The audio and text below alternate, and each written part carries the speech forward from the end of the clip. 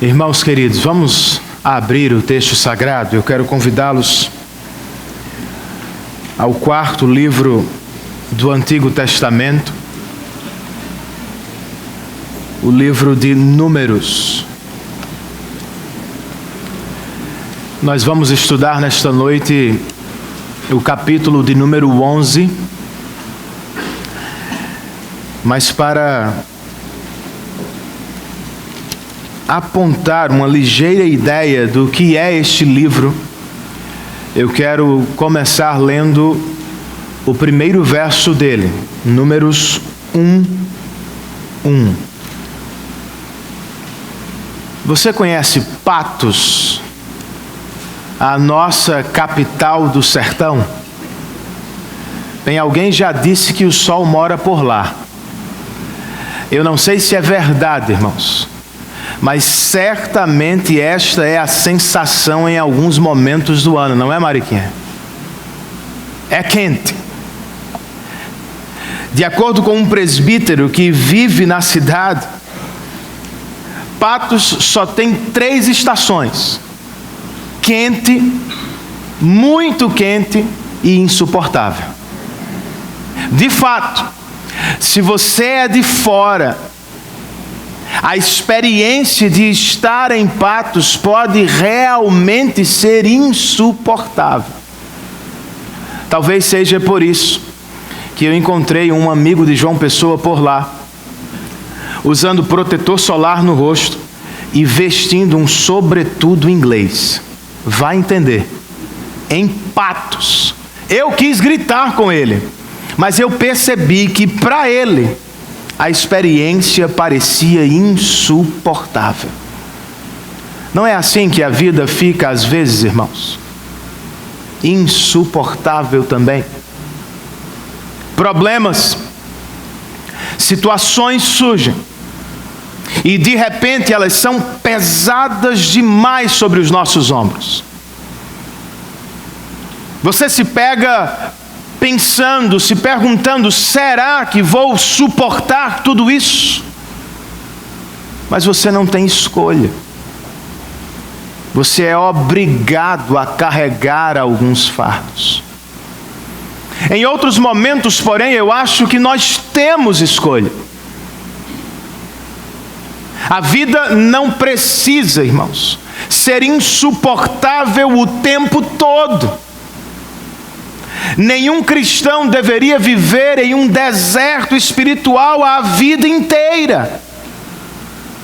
Infelizmente, é o que preferimos às vezes.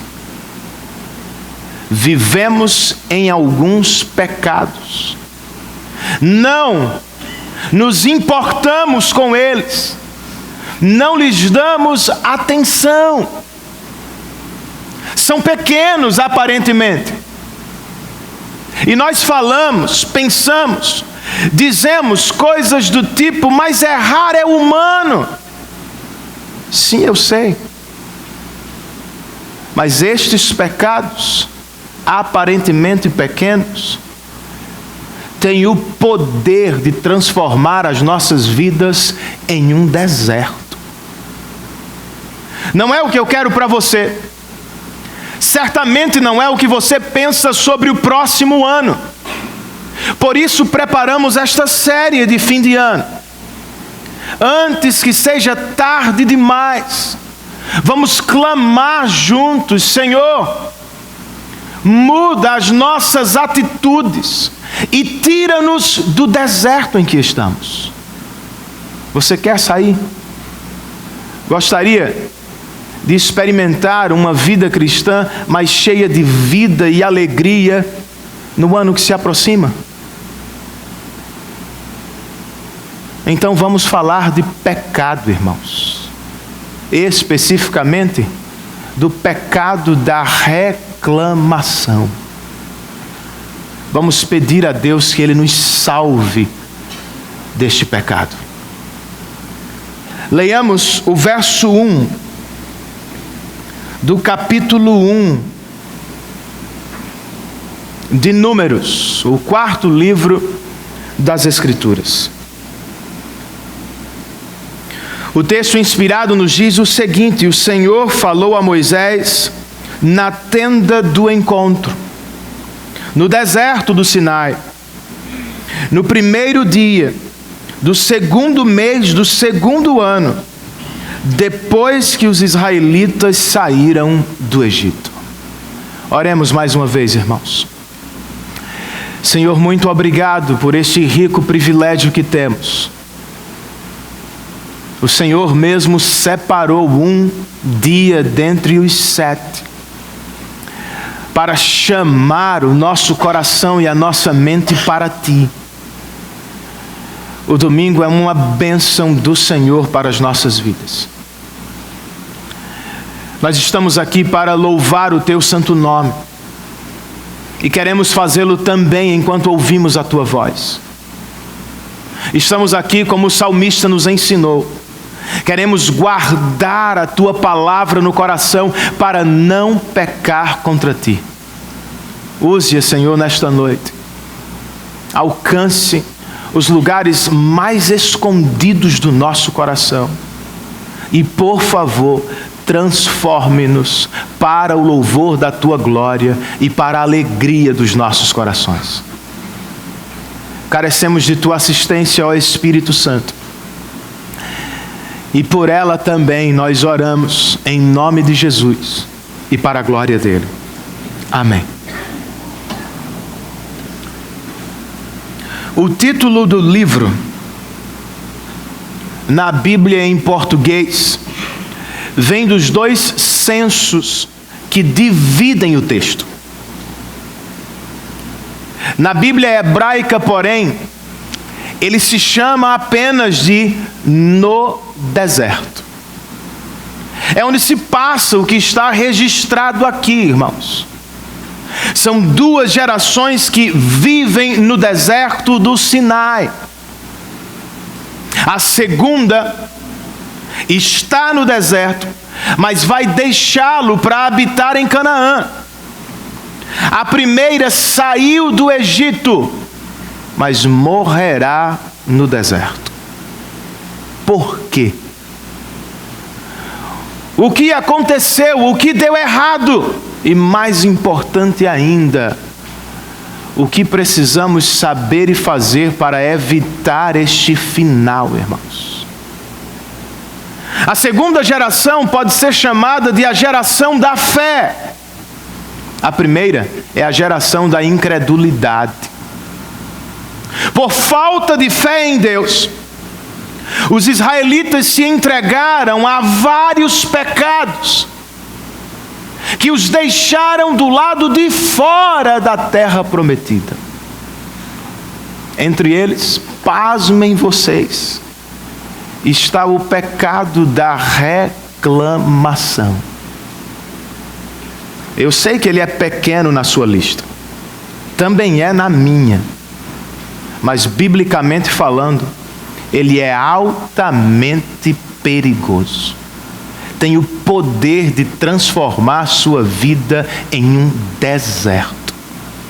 Por isso, meu amigo, você não pode ficar inerte diante dele. Você sabe que luta. Eu também. Precisamos fazer alguma coisa. Precisamos nos ver livres deste pecado para a glória de Deus e a alegria da nossa alma. Mas como, Renan? Vamos aprender com Números, capítulo de número 11.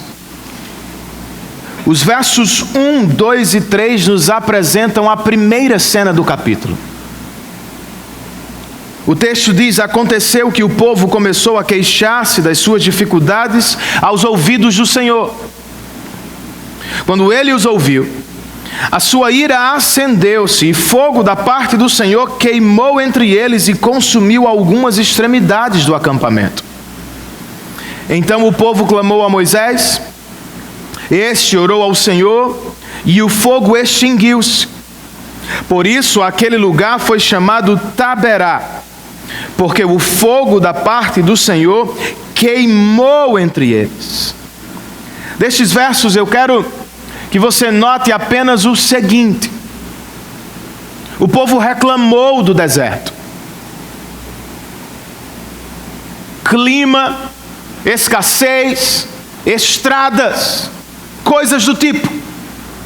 Deus ouviu, irmãos, e não gostou. Ele não respondeu com coitadinhos de vocês, estão no deserto, eu vou ajudá-los. Não. Vocês leram. A ira do Senhor se acendeu. Fogo de Deus queimou as extremidades do acampamento, provando o seguinte: Deus não tolera o pecado da murmuração. Moisés, porém, intercedeu pelo povo. Deus ouviu o mediador e extinguiu o fogo. O fogo então cessou. A reclamação dos israelitas, porém, continuou. Verso 4. Um bando de estrangeiros que havia no meio deles encheu-se de gula, e até os próprios israelitas tornaram a queixar-se. Estrangeiros deixaram o Egito com os hebreus, mas no processo nunca se tornaram israelitas, nunca se colocaram sob o senhorio de Yahvé. Por isso eles moravam nas extremidades do acampamento, e não dentro do acampamento, e foi lá onde o fogo do Senhor queimou pela primeira vez. Eles voltaram a reclamar, e logo os israelitas estavam fazendo a mesma coisa.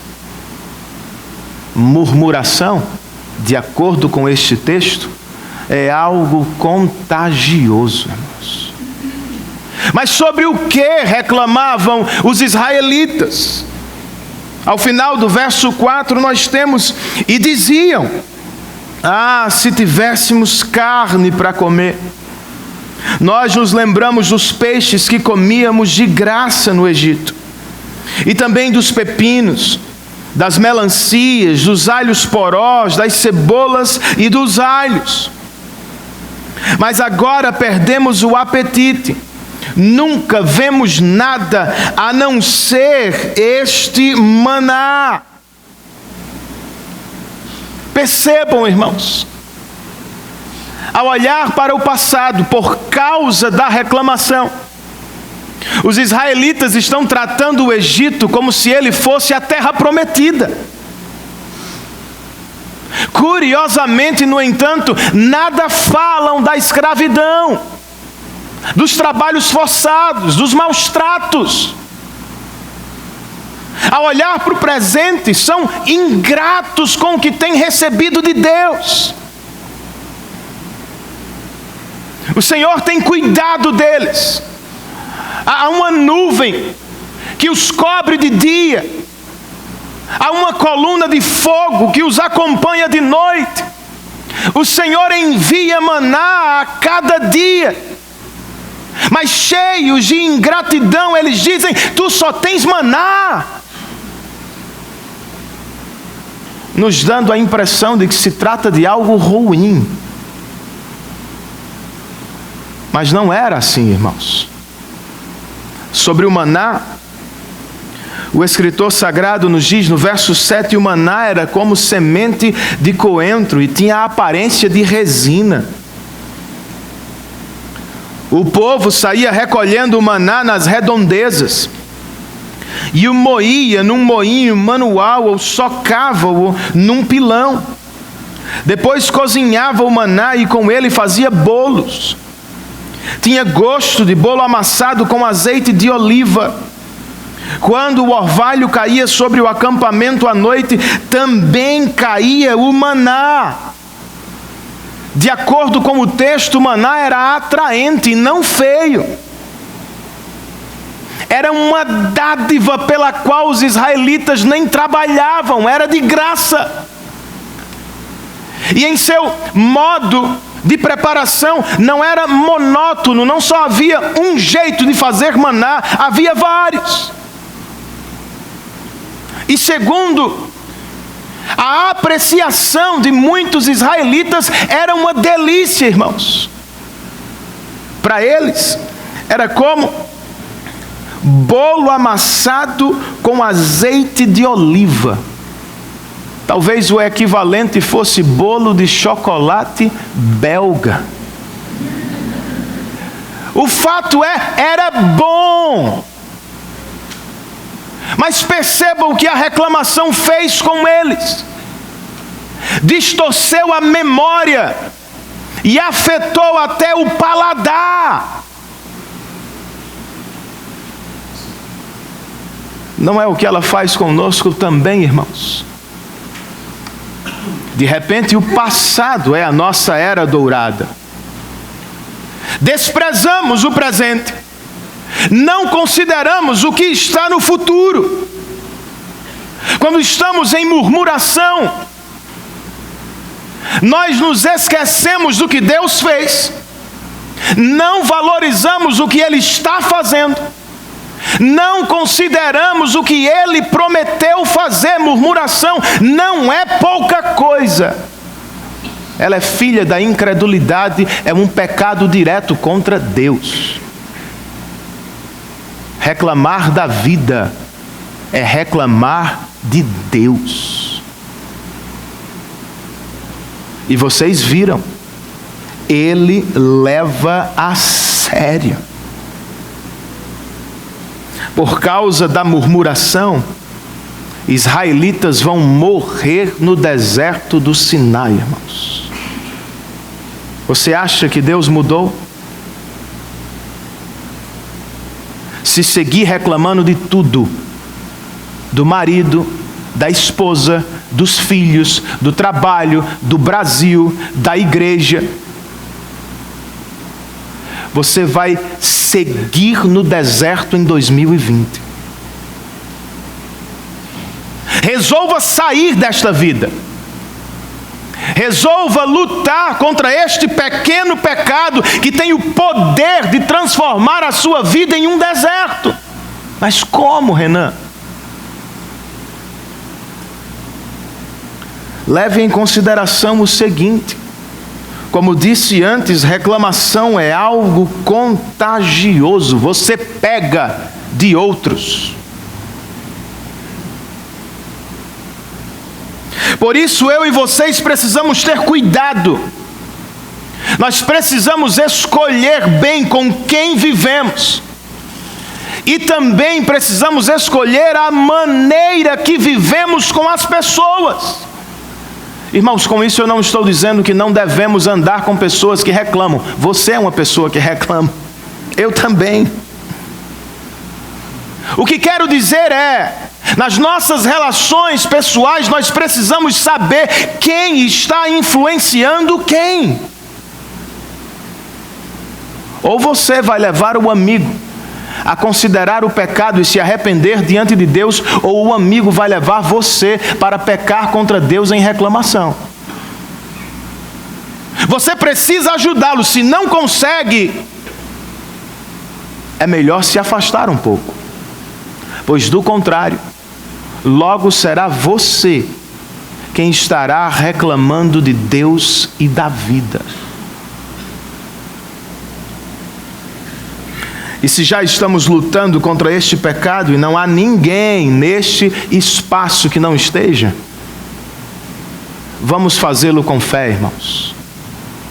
Por lutar com fé, o que tenho em mente é, nós precisamos tirar os olhos de nós mesmos e precisamos fitá-los no Senhor.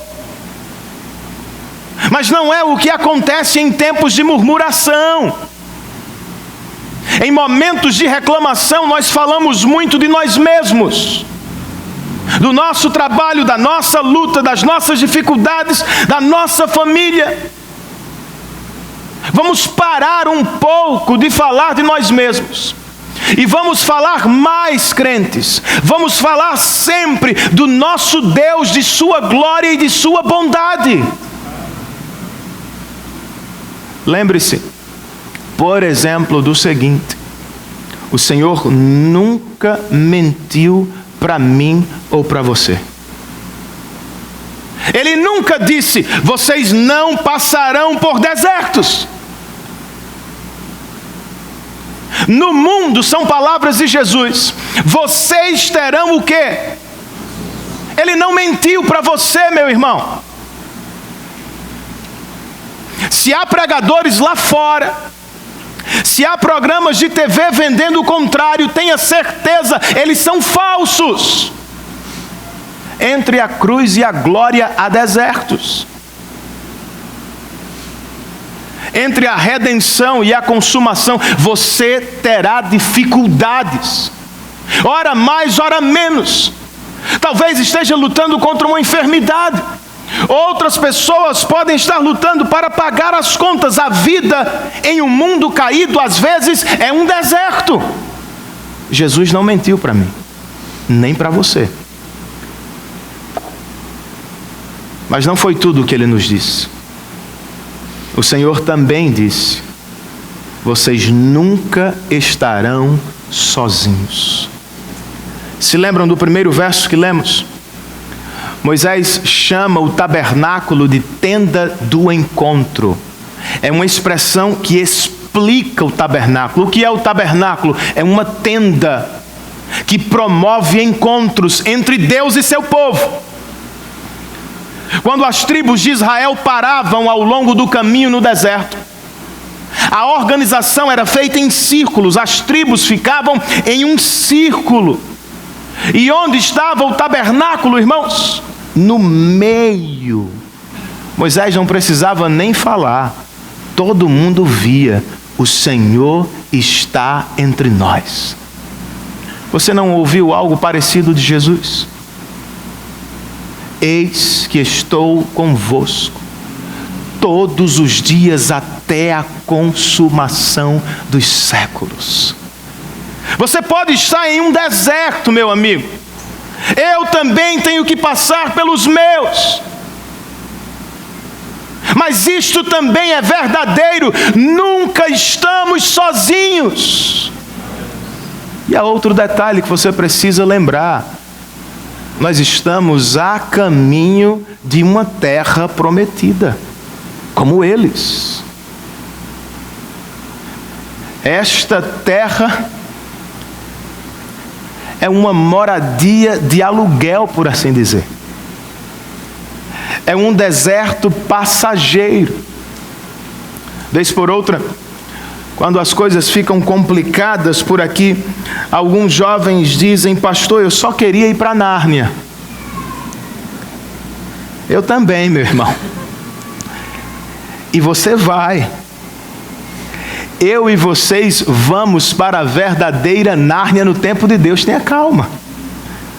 Foi o próprio Jesus quem disse que estava envolvido em uma obra de preparar-nos uma nova e melhor morada. Meu irmão, nós vamos morar no céu.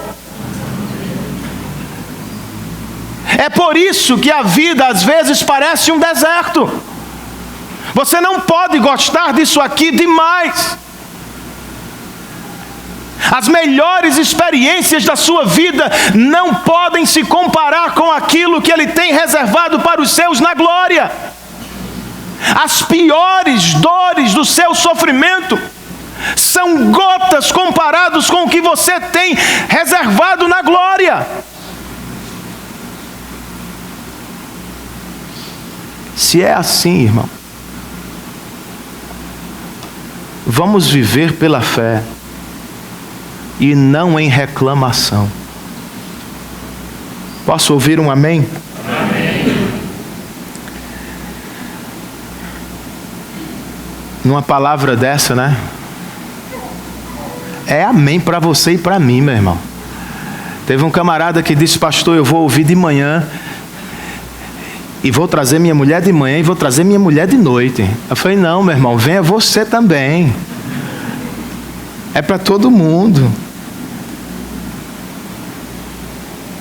Os israelitas não precisavam reclamar, queridos, mas era o que faziam. Agora nós precisamos perguntar o seguinte: e Moisés, o pastor de Israel? Será que pastor reclama? O de vocês não. Claro que sim, irmãos. De tão contagioso, até Moisés sofreu com o pecado da murmuração. Verso 10. Enquanto você lê isso, tenha dó de Moisés e tenha misericórdia de mim. Olha o trabalho pastoral às vezes. Está aqui, ó. Grife isso aí, vou orar pelo meu pastor. Moisés ouviu gente de todas as famílias se queixando, cada uma à entrada de sua tenda. Então acendeu-se a ira do Senhor, e isso pareceu mal a Moisés. Imagine a cena. Talvez a expressão gente de todas as famílias seja uma hipérbole, irmãos. Ainda assim a fila parece grande. Constantemente havia pessoas reclamando à porta da casa de Moisés. Eu não aguento isso não, viu, irmão? Já basta de terça a sexta. No caso de Moisés era todo dia. E gente de todas as famílias de Israel. Não deve ter sido fácil. Por isso, verso 11, ele perguntou ao Senhor: por que trouxeste este mal sobre o teu servo? Foi por não te agradares de mim que colocaste sobre os meus ombros a responsabilidade de todo esse povo? Por acaso fui eu quem o concebeu? Fui eu quem o deu à luz? Por que me pedes para carregá-lo nos braços como uma ama carrega um recém-nascido? Para levá-lo à terra que prometeste sob juramento aos seus antepassados, onde conseguirei carne para todo esse povo. Eles ficam se queixando contra mim, dizendo: dei-nos carne para comer. Não posso levar todo esse povo sozinho. Essa responsabilidade é grande demais para mim. Se é assim que vais me tratar, mata-me agora mesmo. Se te agradas de mim, não me deixes ver a minha própria ruína.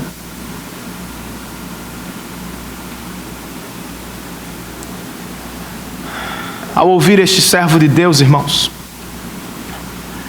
eu posso perceber um pouco do que chamamos nos nossos dias de síndrome de burnout, ou síndrome do esgotamento profissional. Camarada está exausto, estressado só de pensar na próxima pessoa que vai chegar à sua tenda. De tão esgotado, física e mentalmente, ele está duvidando de si mesmo. E antes de fazer uma besteira, ele pede a Deus: Senhor, mata-me, para que eu não caia em ruína, para que eu não peque contra ti. Se o Senhor não vai mudar esta situação, mata-me. Será que alguém aqui se relaciona com ele? Já viveu algo parecido? É claro que já, irmãos. Agora, há uma resposta piedosa e há uma resposta pecaminosa que podemos dar ao burnout. Infelizmente, Moisés escolheu a última.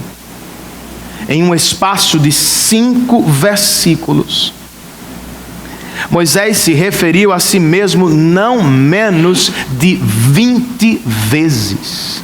Não é por acaso. Se fé é olhar para Deus, incredulidade que se manifesta em reclamação é esquecer-se dele, é concentrar-se em si mesmo. Foi o que Moisés fez. E o Senhor ouviu. Ele respondeu. Versos 16 e 17. E se alguém estiver conversando ao seu lado, peça para parar, meu irmão, por favor. O Senhor está conversando conosco. Os nossos ouvidos são todos dele. Amém? Versos 16 e 17. O Senhor disse a Moisés: reúna 70 autoridades de Israel, e você sabe que são líderes e supervisores entre o povo. Leve-os à tenda do encontro para que estejam ali com você. Eu descerei e falarei com você, e tirarei do Espírito que está sobre você, e o porei sobre eles. Eles o ajudarão na árdua responsabilidade de conduzir o povo, de modo que você não tenha que assumir tudo sozinho. Essa é a resposta de Deus para pastores cansados. Eu vou ajudá-los com homens fiéis, para que com eles vocês consigam dividir a responsabilidade. Ao povo, o Senhor disse, verso 18, por meio de Moisés: diga ao povo, consagrem-se para amanhã, pois vocês comerão carne. O Senhor os ouviu quando se queixaram a ele, dizendo: se tivéssemos carne para comer, estávamos melhor no Egito. Agora o Senhor lhes dará carne e vocês a comerão. Vocês não comerão carne apenas um dia, ou 2, ou 5, ou 10, ou 20, mas um mês inteiro, até que lhes saia carne pelo nariz, e vocês tenham nojo dela, porque rejeitaram o Senhor que está no meio de vocês, e se queixaram a ele, dizendo: por que saímos do Egito? Vai ter carne, meu irmão. Sal e brasa por um mês inteiro, de graça. Mas não se anime muito. Esta resposta vai se transformar em juízo de Deus sobre a vida de alguns. Por agora, ainda sob a influência da reclamação, nem Moisés acredita que Deus pode responder à oração do povo. Verso 21, disse, porém, Moisés: aqui estou eu, no meio de 600.000 homens em pé, e dizes: darei a eles carne para comerem durante um mês inteiro. Será que haveria o suficiente para eles se todos os rebanhos fossem abatidos? Será que haveria o suficiente para eles se todos os peixes do mar fossem apanhados? Verso 23, o Senhor respondeu a Moisés: estará limitado o poder do Senhor? Moisés, agora você verá se a minha palavra se cumprirá ou não. É aqui que alguém deveria ter dito: Moisés, era melhor ter ficado calado. Mas nem sempre nós conseguimos, irmãos. Por mais que quiséssemos, não somos tão diferentes de Moisés. Nós todos também cansamos do trabalho, das demandas e da pressão. Todos nos pegamos mais estressados do que deveria. Nós todos podemos sofrer com esgotamentos físicos ou mentais. Quem nunca passou por algo assim? Mas, de novo, você pode responder ao esgotamento de maneira piedosa ou de maneira pecaminosa. De maneira pecaminosa, você olha apenas para si e se esquece de Deus.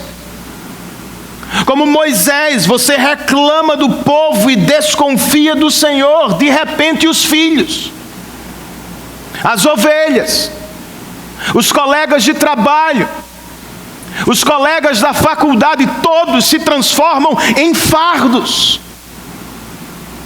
Só lhe trazem problemas, só pioram a sua vida, nada fazem para ajudar, só lhe dão trabalho.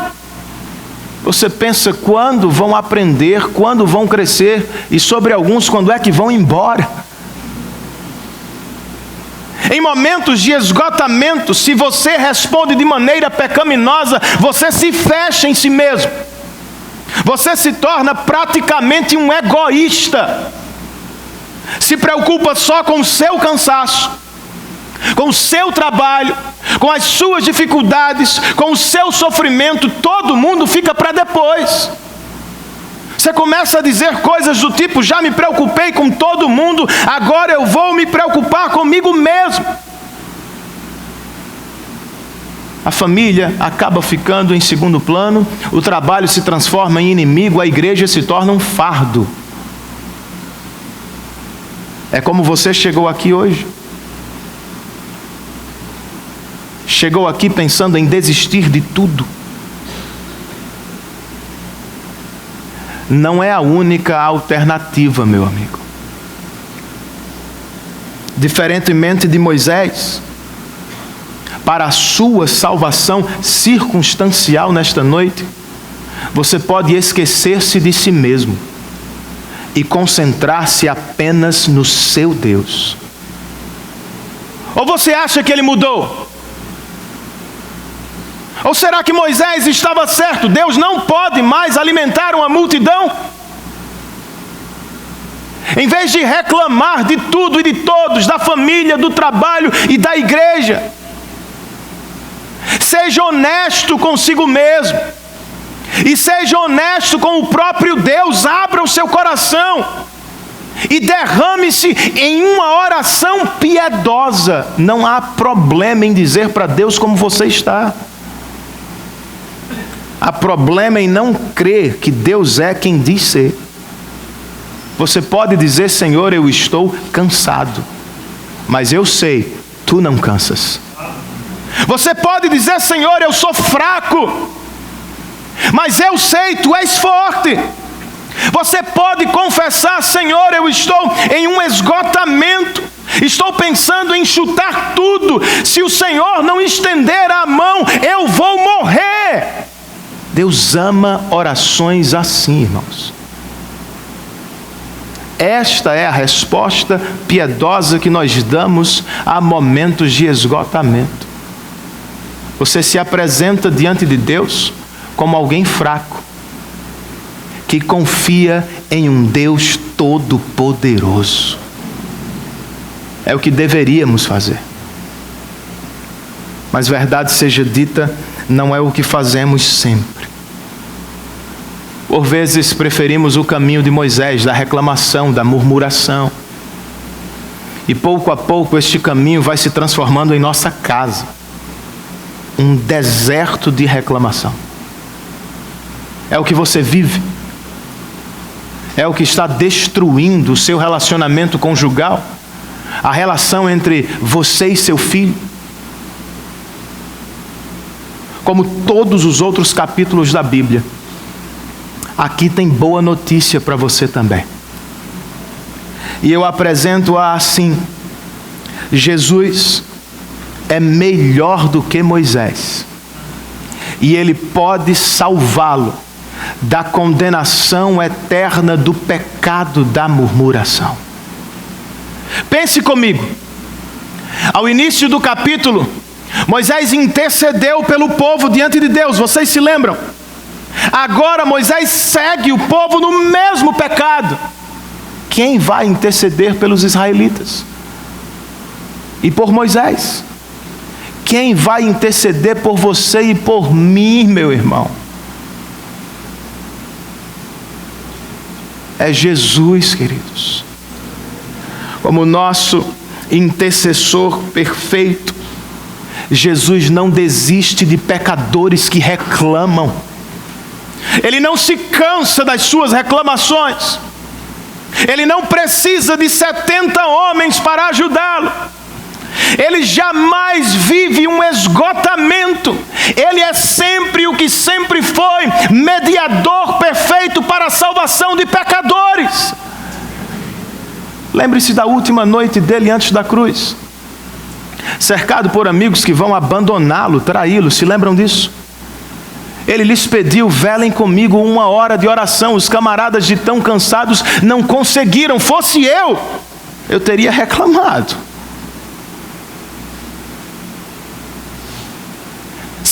certamente eu teria reclamado de Pedro, que disse ao Senhor: eu jamais vou te abandonar.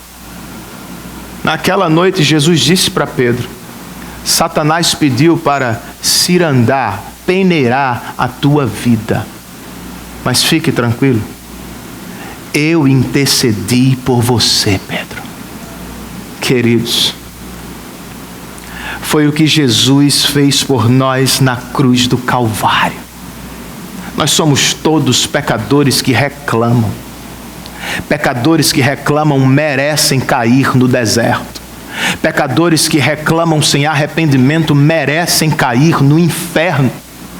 Mas por amor, para a glória de seu próprio nome, Jesus intercedeu por você. Ele o fez, o Pai aceitou, e Ele nos arrebatou da condição de filhos da ira de Deus e nos transformou em filhos benditos do Pai. Louvado seja o nome dEle. Esta é a maior arma que você tem contra este pecado: a boa notícia do Evangelho. Por que reclamar de um Deus tão bom? Por que reclamar? Se por causa de Cristo nós temos vida eterna, por que reclamar? Se por causa de Cristo o Criador se tornou nosso Pai, Ele sabe do que você vive, Ele conhece as minhas lutas e Ele prometeu suprir cada uma de nossas necessidades. Lute contra a murmuração com a espada do Evangelho nesta noite. Agora, se você não tem certeza se é filho de Deus, ou para onde vai depois desta vida, talvez esta seja a melhor noite da sua vida. Não sei se você sabe, mas sem arrependimento de pecados e sem fé genuína em Cristo Jesus e no que Ele fez, pecados pequenos do tamanho da murmuração vão colocá-lo no deserto eterno. Por que alguém desejaria tal final, irmãos? Se o Espírito está operando no seu coração, responda em arrependimento e crendo no Senhor Jesus Cristo para a sua salvação.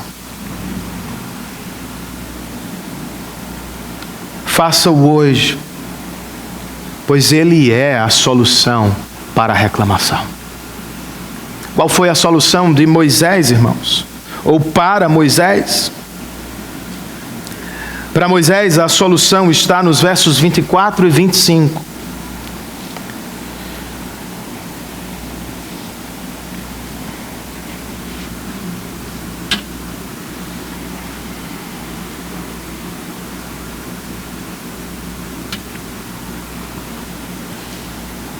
Moisés saiu e contou ao povo o que o Senhor tinha dito. Reuniu 70 autoridades dentre eles e as dispôs ao redor da tenda. O Senhor desceu na nuvem e lhe falou, e tirou do Espírito que estava sobre Moisés e o pôs sobre as 70 autoridades. Quando o Espírito veio sobre elas, profetizaram, mas depois nunca mais tornaram a fazê-lo. Em suma, o Senhor cumpriu com sua palavra, irmãos. Do próprio Espírito deu às 70 autoridades. Moisés nunca mais vai liderar sozinho. As tribos de Israel terão líderes a quem recorrer. E para que ninguém ficasse com dúvidas sobre a capacidade deles, quando o Espírito desceu sobre eles, o Senhor lhes permitiu profetizar como Moisés fazia. Sobre o que falaram? E por que o texto diz que uma única vez? Porque o conteúdo não era o mais importante, irmãos. Trata-se de um ato de Deus, único na vida destes homens, que tinha por propósito mostrar aos demais que eles haviam sido separados, chamados e capacitados para ajudar Moisés. todos receberam o Espírito e profetizaram. Detalhe, até quem não foi à reunião. Verso de número 26. O texto sagrado diz: 2 homens chamados Eldade e Medade tinham ficado no acampamento. Ambos estavam na lista das autoridades, mas não tinham ido para a tenda. O Espírito também veio sobre eles e profetizaram no acampamento.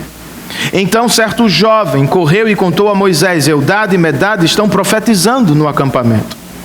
Josué, filho de Nun, que desde jovem era auxiliar de Moisés, interferiu e disse: Moisés, meu senhor, proíba-os. Moisés respondeu: você está com ciúmes por mim? Quem dera todo o povo do Senhor fosse profeta, e que o Senhor pusesse o seu Espírito sobre eles. Por que Eldade e Medade não foram à reunião? Não sei. Porque Deus deu a eles do seu Espírito também, porque Deus pode fazer mais do que eu e você imaginamos. E porque Moisés não reclamou com eles, não os proibiu seguindo o conselho de Josué, porque ele voltou a falar como crente. Em vez de reclamar de Deus e do povo de Deus, ele disse: eu vou adorar a Deus pelo que ele está fazendo. Quem dera todo o povo fosse profeta. Quem dera o Senhor pusesse do seu Espírito sobre todos os israelitas.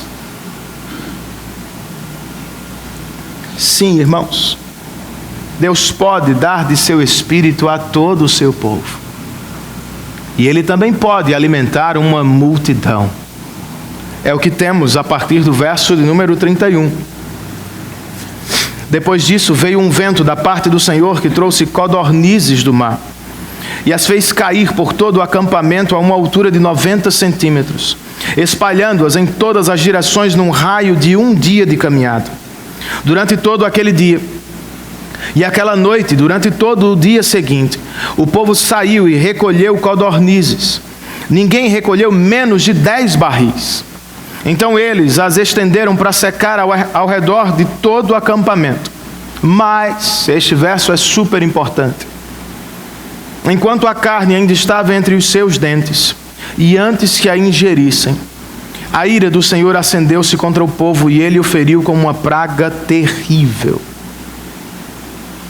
Por isso o lugar foi chamado Quibrot Yataavá, porque ali foram enterrados os que tinham sido dominados pela gula. De novo, irmãos, Deus cumpriu com sua palavra. Ele deu aos israelitas a carne pela qual tanto reclamaram. Só que ela não foi bênção. Ela foi maldição para eles. Alguns deles, de barriga cheia, caíram mortos no deserto do Sinai.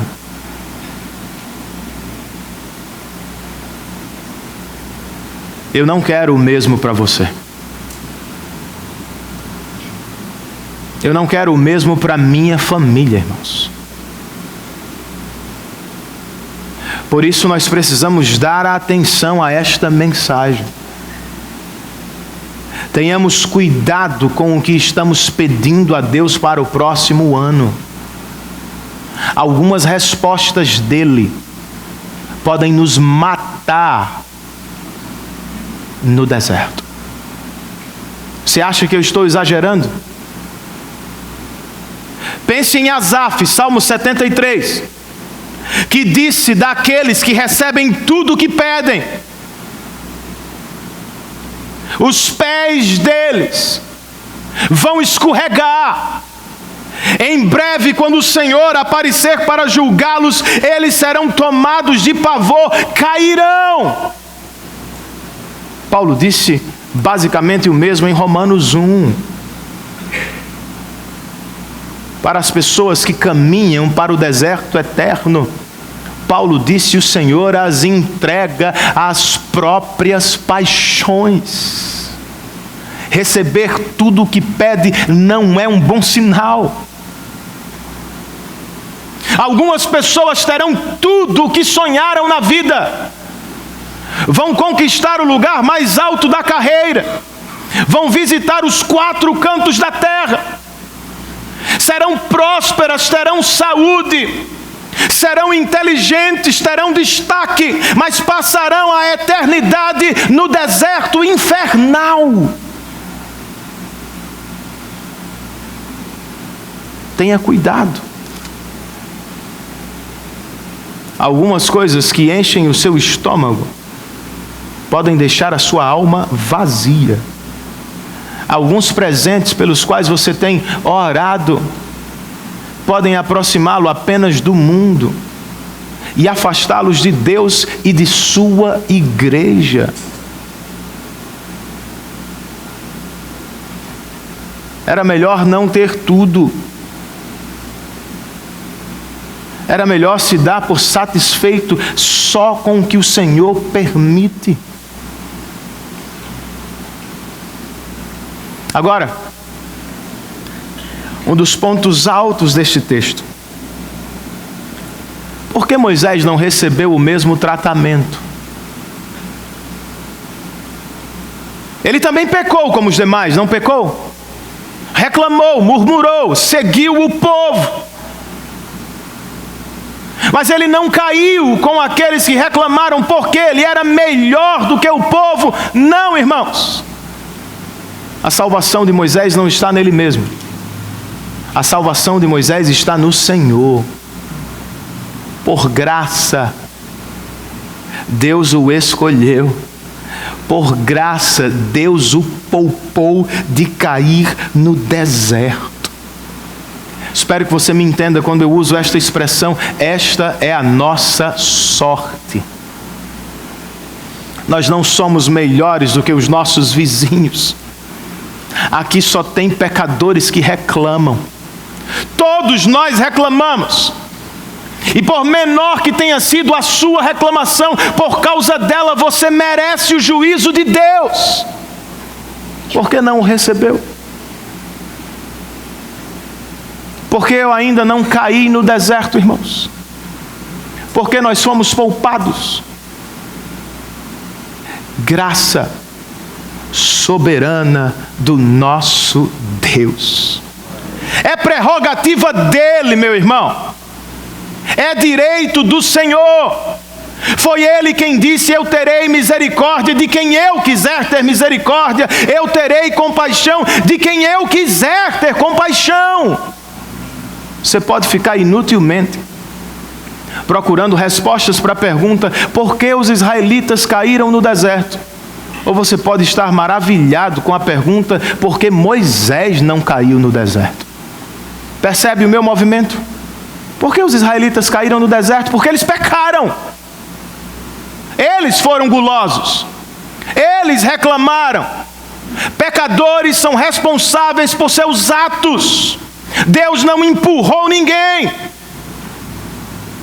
A grande coisa do texto é porque Moisés não caiu tendo feito a mesma coisa. Por graça, irmãos. Incomparável graça, Deus o poupou. É a nossa sorte. Somos todos iguais. Todos pecadores que mereciam o juízo perfeito de Deus. Ele não caiu sobre você, não caiu sobre mim. Cristo recebeu por quê? Graça. Maravilhosa graça. Em vez de tentar perscrutar o ser de Deus, compreender Deus, meu irmão, você é desse tamanho. Por que Deus fez? Por que Deus não faz? Por que Ele elege? Por que Ele deixa? Por quê? Porque, meu irmão, caia de joelhos e adore ao Deus que não tinha razões para escolhê-lo, mas Ele o fez. Você poderia ter caído no deserto. A única razão pela qual você não vai fazê-lo é porque Cristo escolheu, salvou e redimiu você. Para terminar,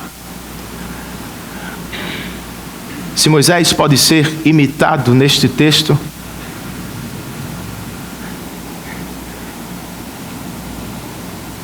é ao final do texto. Moisés não vai falar nada daqueles que estão profetizando no acampamento, não. Em vez de reclamar deles ou de Deus, eu vou louvar a Deus. Irmãos, faça o mesmo. Façamos o mesmo. Em vez de reclamar, falar das bênçãos que Deus tem distribuído ao seu vizinho, aos seus irmãos, família, dons, trabalho.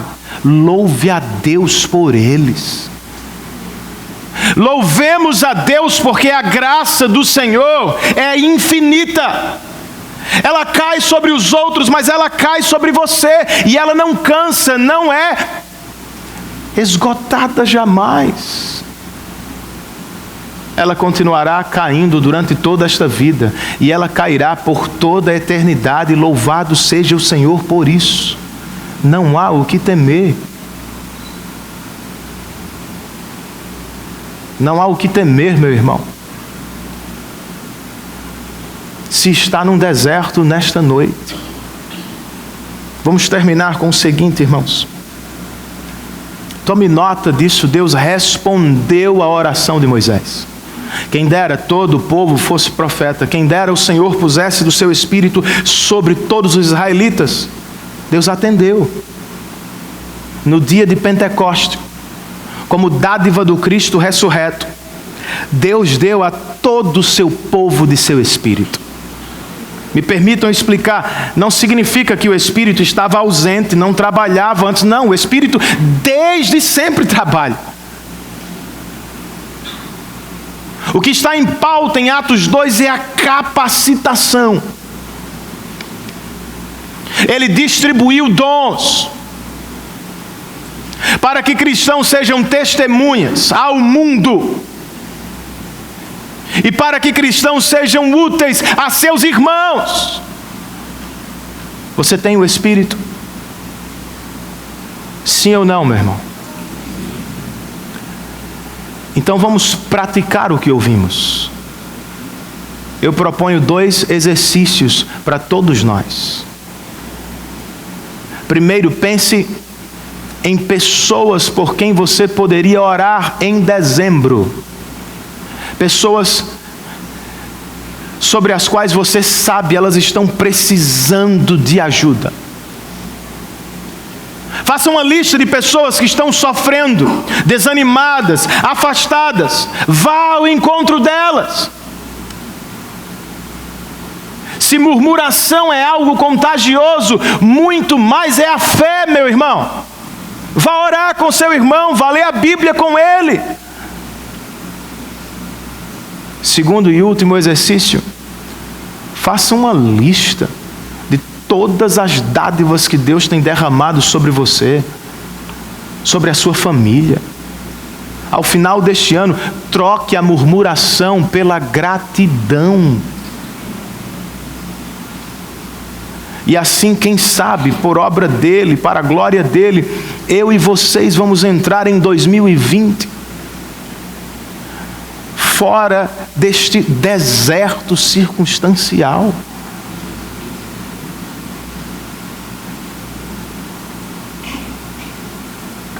Pensando no que você ouviu, foi tanta coisa, né? Curve a sua cabeça. Feche os seus olhos, faça uma breve oração. Enquanto isso, os nossos irmãos que vão nos auxiliar à mesa vão se aproximar dela.